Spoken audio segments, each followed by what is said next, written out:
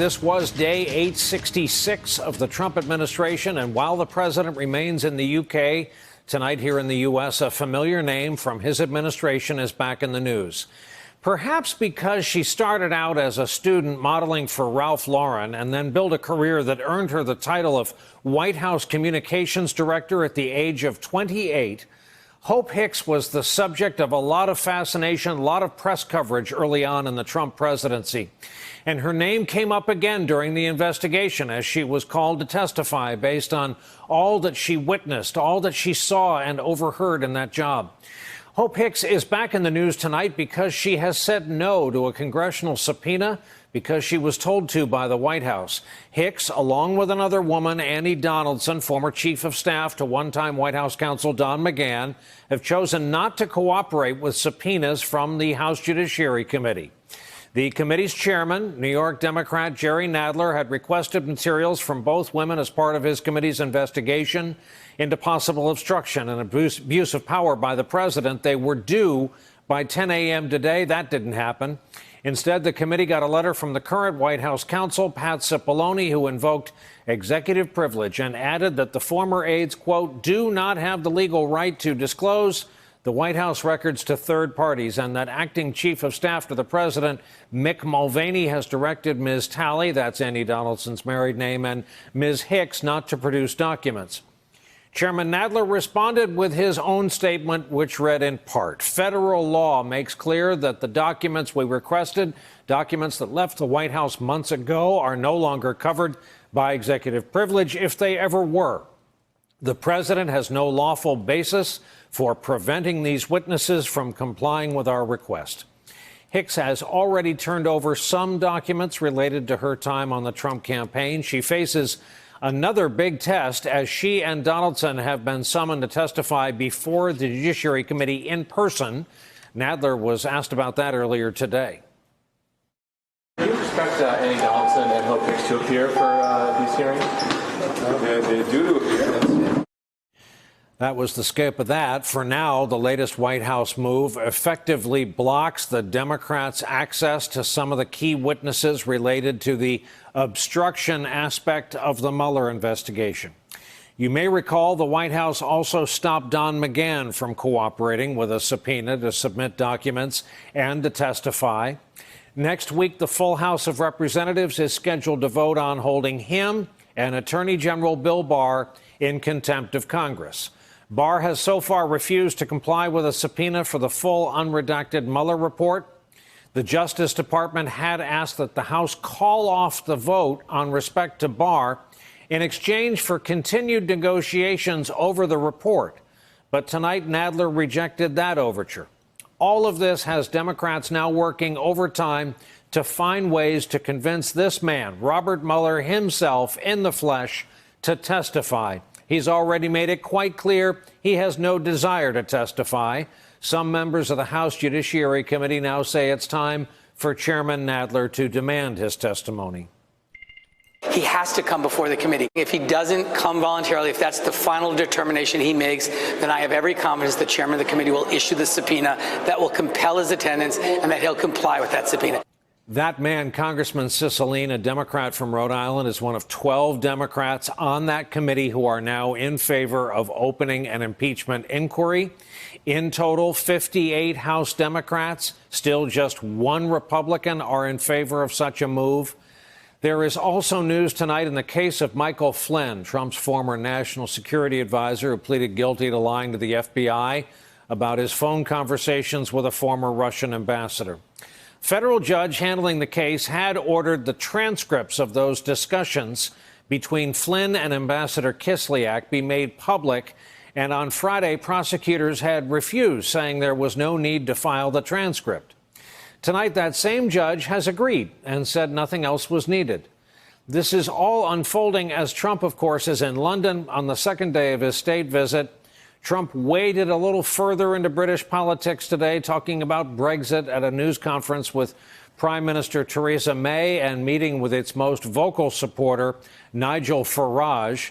There was also a new escalation in Trump's feud with London Mayor Sadiq Khan.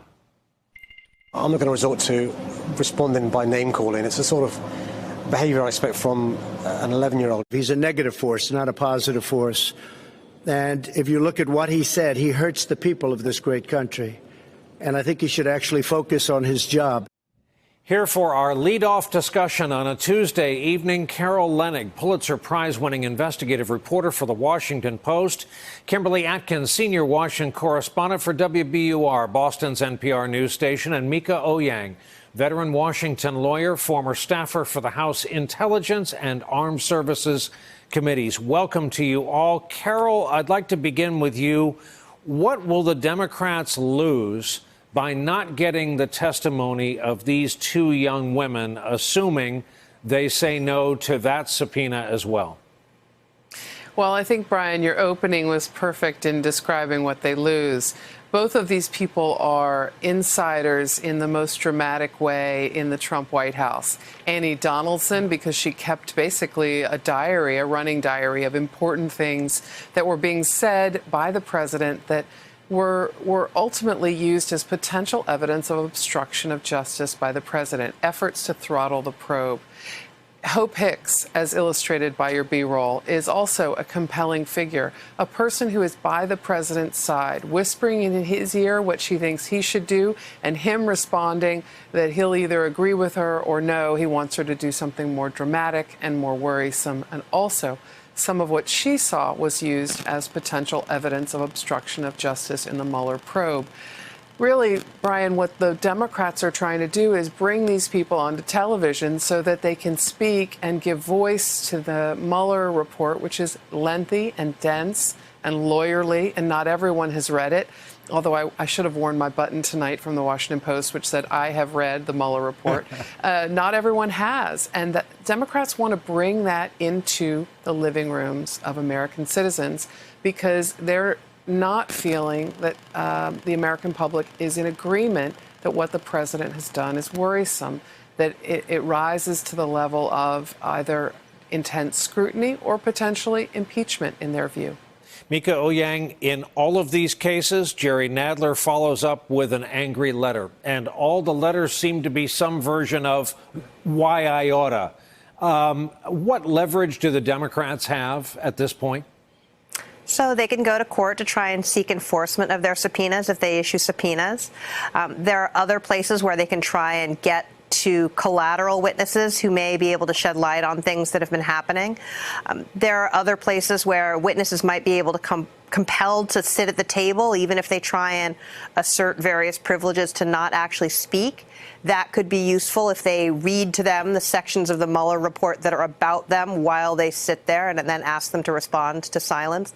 There are other things that Nadler could be doing. He could be calling witnesses to talk about the importance of obstruction or of holding presidents accountable. There are other ways of trying to explain to the American people, as Carol says, to bring it into their living rooms, why these things matter, that may not necessarily require Hope Hicks to say what she saw on Air Force One or what she heard the president talking about in the Oval Office. Kimberly, there are aspects of this while we're dealing with civilized people, most of them with advanced degrees, that are right out of a mob movie.